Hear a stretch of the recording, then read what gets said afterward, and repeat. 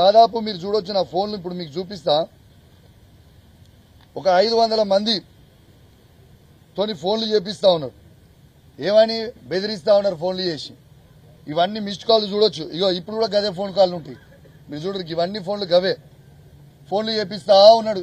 చిన్న పిల్లగాడు చేపించినాడు. దీనికి ఎవడో భయపడతాడు అన్నట్టు. విజయన్న నేను నిన్ను అడుగుతా ఉన్నాను. నిన్ను సవాల్ ఎవడు విసిరమన్నాడు? ఎవడైనా రైతులు అడిగిందా నిన్ను? మేము అడిగినామా నీ సవాల్ విసిరమని? సవాల్ నువ్వే విసిరినావు. నీ సవాల్ని మేము స్వీకరించినాం. స్వీకరించి చూపించిన తర్వాత ఇవాళ నీకు జవాబు లేకుండా మీ కాంగ్రెస్ పార్టీ కొందరు బ్రోకర్లతోని ఫోన్లు చేయించి బెదిరిస్తా ఉంటే భయపడేటోడు ఎవడున్నాడు? విజయన్న ఒకటి గుర్తుపెట్టుకో. మీ రేవంత్ రెడ్డికే నేను భయపడలే. మీ రేవంత్ రెడ్డినే నా ఇంటికి బరాబర్ అని రోజు నిలదీస్తా ఉన్నా. ఈ బచ్చగాలు వాళ్ళు వీళ్ళు ఫోన్ చేస్తే మేము భయపడతామైంది. ఒక్కసారి మీరు ఆలోచన చేయండి విజయన్న గారు. ఇట్లాంటి చిల్లర పనులు బంద్ చేయరి. అదే మేము నువ్వు 55 ఏళ్ళలో 60 ఏళ్ళలో ఉంటావు. ఆ ఏజ్లో నీకే అంత తీటుంటే 40 ఏళ్ళ పిల్లగాని మరి నేను కూడా మరి నాకెంత తీటుంటుందో ఒక్కసారి ఆలోచన చేసుకో.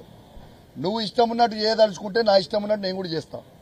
రేపు నువ్వు ఇదే విధంగా మీరు కంటిన్యూ అయితే రేపు మా బీఆర్ఎస్ పార్టీకి మేము కూడా కాల్ ఇచ్చి మా హుజరాబాద్ నియోజకవర్గం నుంచి కావచ్చు, మీ పెద్దపల్లి నియోజకవర్గం నుంచి కావచ్చు, యావత్ తెలంగాణ నుంచి కావచ్చు, మా బీఆర్ఎస్ పార్టీ నాయకులు అందరూ కూడా నీకు ఫోన్ చేసి ఎప్పుడు రాజీనామా చేస్తున్నావు అని మేము అడిగిపించే పరిస్థితి తీసుకొచ్చుకోకు. ఉందాగా రాజకీయాలు చేయి. ఉందాగా ఉండు. నువ్వు సవాల్ విసిరినావు. నిన్ను ఎక్కడ కూడా నేను పర్సనల్గా విమర్శించలేదు, పర్సనల్గా మాట్లాడలేదు.